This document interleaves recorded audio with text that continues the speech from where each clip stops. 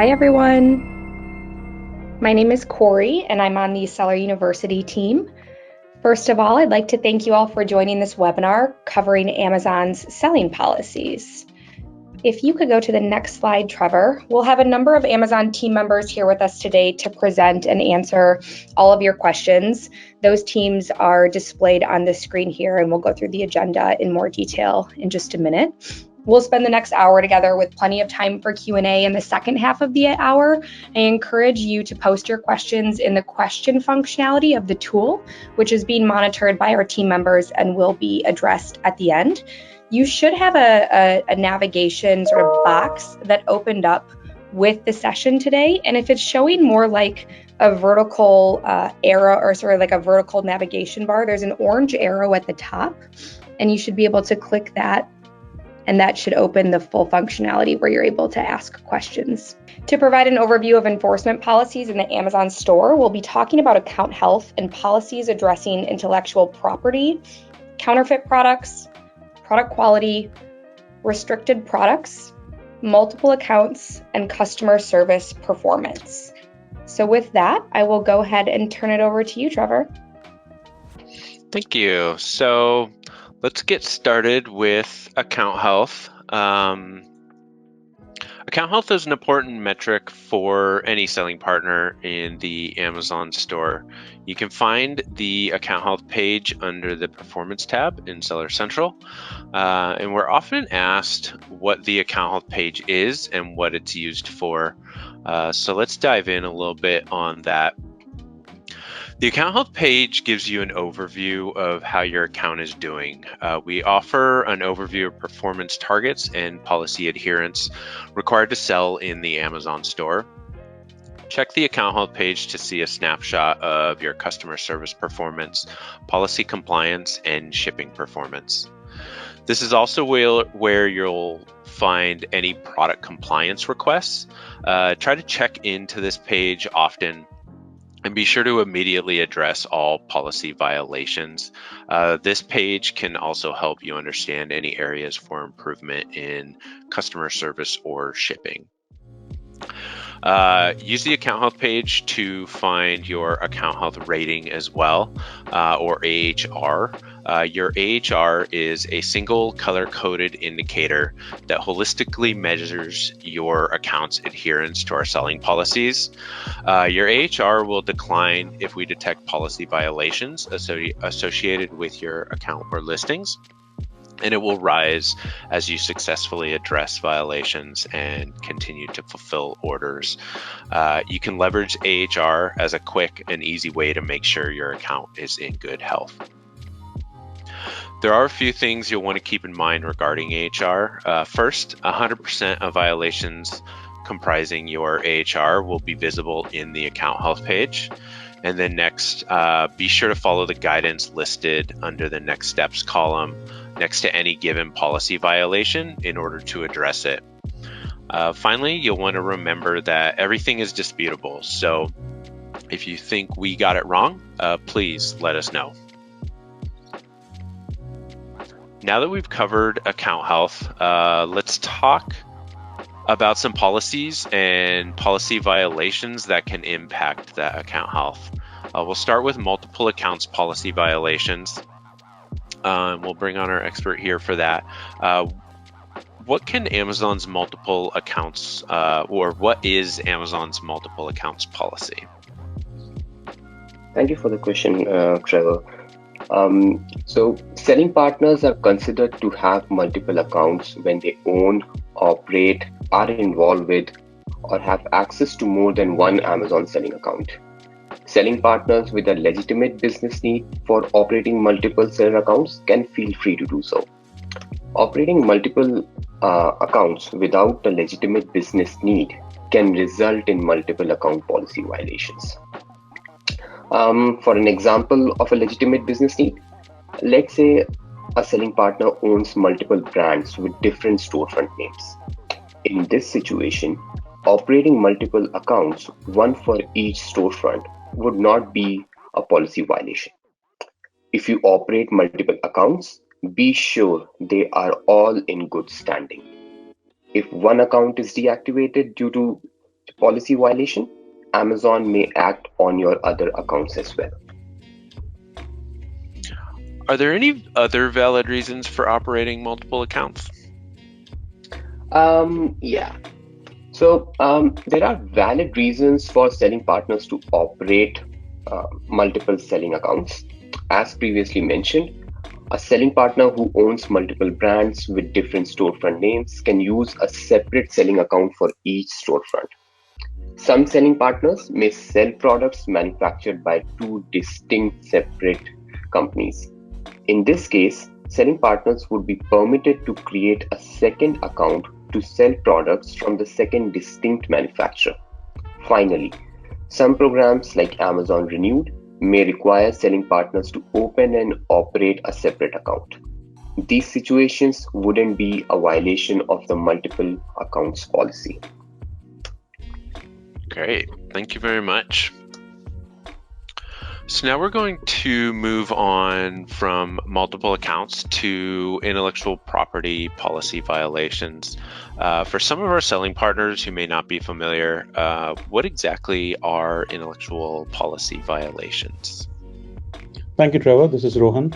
Intellectual property or IP is a work or an invention that a person or company can apply a trademark, patent, or copyright to, among other things. IP violations in the Amazon store can occur when a selling partner knowingly or unknowingly lists or sells a product that infringes on an existing patent, trademark, copyright, for example. IP violation can also occur when selling partners uses images that they don't hold copyright for on their detail pages. If Amazon suspects or is made aware that the product or the detail page of the violating any intellectual property, then the seller may receive an infringement notice. So how can selling partners avoid IP policy violations? Are there any best practices? Yeah, we can cover 4 best practices for avoiding IP policy violations. First, let's aim to understand all applicable local laws and regulations. You should also take the time to learn Amazon's intellectual property policies and how they relate to your products in detail. You can visit the Intellectual Property for Sellers help page for more information. Next, always source your products reliably. Products sourced from unreliable manufacturers or distributors will more likely to violate Amazon IP policies. When listing products, be sure to only use images that you own or have been authorized to use. And finally, if you need to advertise a product as a compatible with another brand, ensure that your product's brand is clear. For example, brand X USB charging cable compatible with Amazon Basic speaker. To better understand intellectual property violations, refer to the suspected intellectual property violations and received intellectual property complaints section on the account help page. Perfect. Thank you very much for that information. So moving on to reviews. Reviews are an important part of both the customer and seller experience in Amazon store.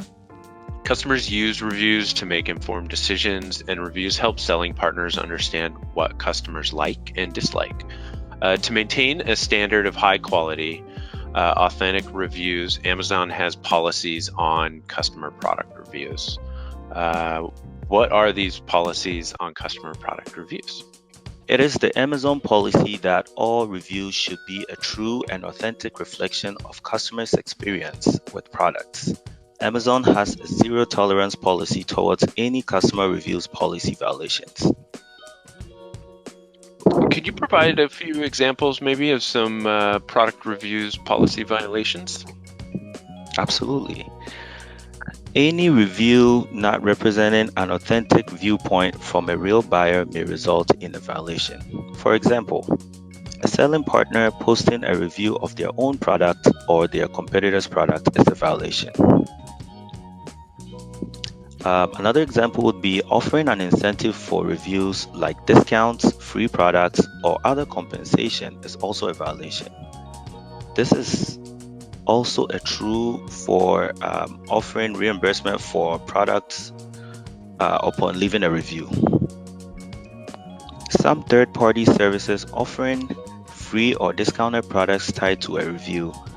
Use of these third-party service violates the review policies.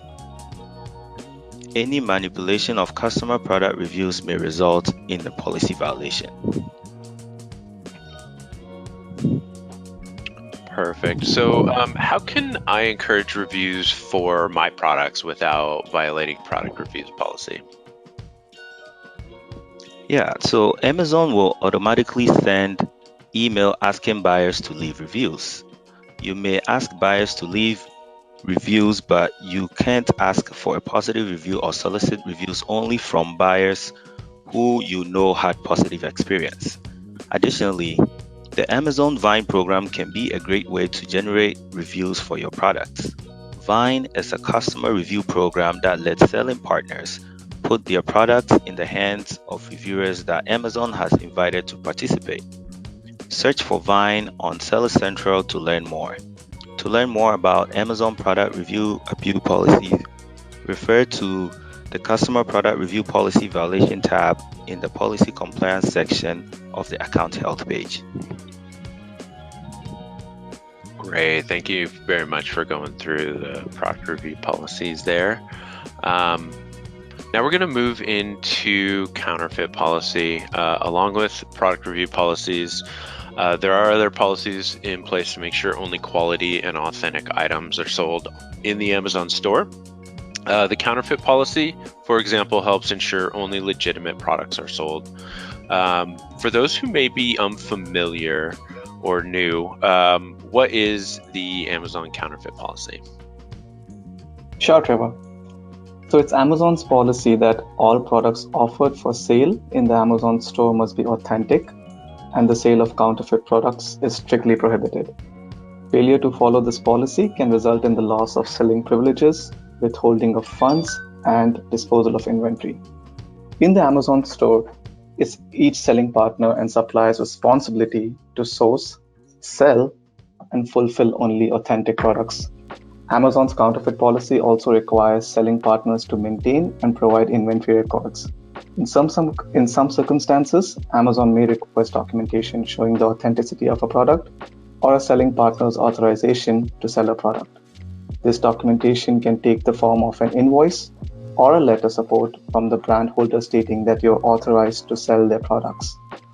Alongside only selling and sourcing authentic products, be sure to keep records of your inventory. Violation of Amazon's counterfeit policy can result in the loss of selling privileges and other account actions. So listing only authentic and legitimate products is an important responsibility for selling partners. Can you provide some maybe best practices for avoiding counterfeit or product quality violations? Yeah, sure, Trevor. I think we can go over 4 best practices we have for avoiding counterfeit and product quality violations in general. The first one is sourcing products reliably can help avoid counterfeit issues. Be sure to research the manufacturer or supplier you plan to purchase your inventory from. The second would be to verify the authenticity of your products you source. Take some time to check the products before listing them to ensure any and all components work as expected and are damage-free. You should especially take care if you're purchasing branded products, as these can be targets for counterfeit production. Third, be sure to keep the documentation for all sourcing purchases. Amazon may request this documentation in some cases.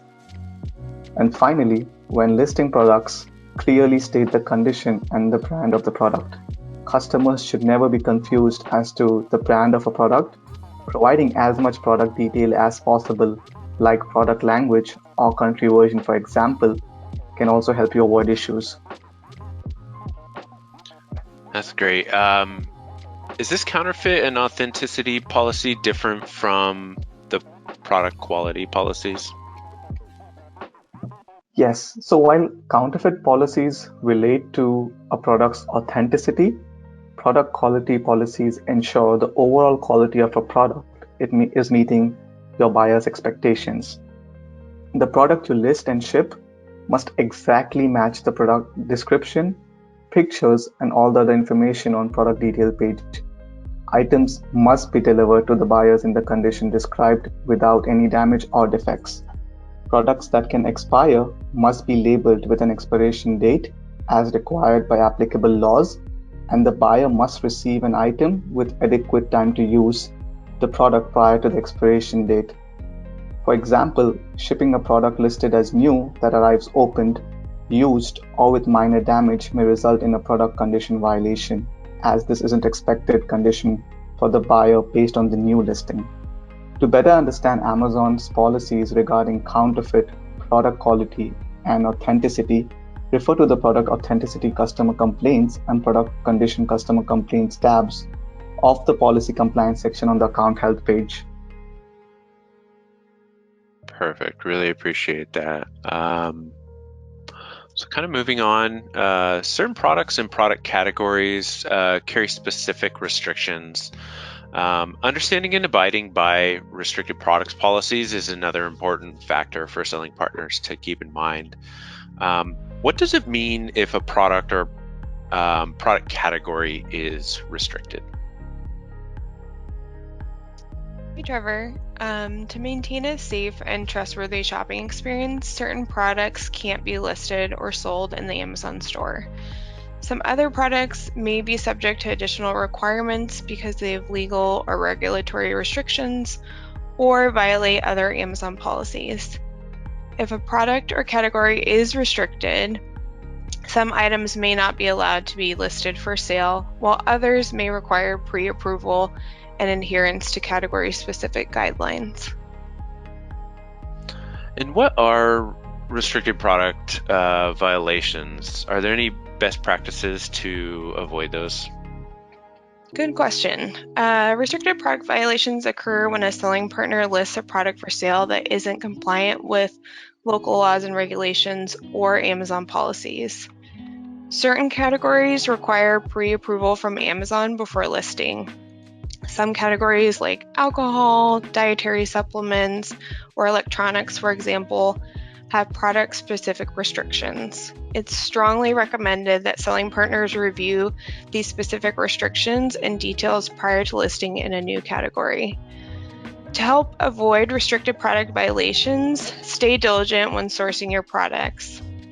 You want to ensure that they comply with all local, state, and federal laws, as well as Amazon policy. Be sure to review not only the restricted product policies, but also the specific restricted category policies you're attempting to list in. And then finally, never assume that a product is permitted because it isn't explicitly listed on our policy pages. To learn more about Amazon's restricted product policies, please refer to the Restricted Product Policies Violation tab in the Policy Compliance section of the Account Health page. Great, thank you for that. So finally, let's discuss customer service performance. Providing quality customer service is an important aspect of succeeding in the Amazon store. Your customer service performance can give you a snapshot of how you're doing and give you opportunities to improve. How can I tell how I'm doing with my customer service? Thanks for the question, Trevor. Checking your account health page is a great way to understand your customer service performance. On the account health page, you'll find a section breaking down your customer service performance. If you click View Details for more information, here you'll see a breakdown of your order defect rate, also known as ODR. Your ODR is a key measure of your ability to provide a good customer experience. It considers negative feedback, A to Z guarantee claims, and chargeback claims. These metrics are considered when calculating your ODR. Check your ODR to understand how you're doing with customer service and learn if there are areas for improvement. Great. Does Amazon have customer service guidelines that I need to follow? Yes, Amazon is Earth's most customer-centric company and aims to always provide an extraordinary buying experience. As a selling partner, you're responsible for handling customer service in areas like pricing issues, rebates, item information, product availability, warranties, and recalls. Unless you're using FBA, you're responsible for all order fulfillment. You're also responsible for handling order cancellations. Amazon expects selling partners to handle feedback concerning experiences with your personnel, policies, and processes. Amazon will handle customer communication relating to payments, credit card processing, debiting, and crediting. Amazon also handles customer communication relating to the use of Amazon sites and their features, as well as the performance of Amazon sites. Amazon will handle all transactional communications like order confirmations and cancellation confirmation related to the purchase or auto renewal of a product. Selling partners will handle all service or content update communications. Wonderful. Are there some best practices for providing a quality customer service? Yes, we've covered when you may need to communicate with customers. Now let's cover 5 best practices for providing quality customer service. First, aim to be fair, friendly, and honest in every interaction. Try to be both patient and empathetic, listening to customers to understand their concerns. This can also help you know your customer. Next, try to understand their unique situation and how you can provide a solution. Third, always use simple and direct language to be sure you understand. Fourth, never guess. Only tell customers what you know to be true and feel comfortable saying, "I'm not sure, but let me find that out for you." Finally, remember the 5 A's of empathy when communicating with customers. Acknowledge their frustration, appreciate their business, assure them that you're working towards a solution, act on that solution, and apologize for the situation. To better understand our customer service performance policies, refer to the customer service performance section of the account health page. Fantastic. That was really helpful. I appreciate that from everyone. I think there's some really good information in there. Thanks, Trevor. Thank you all again for attending.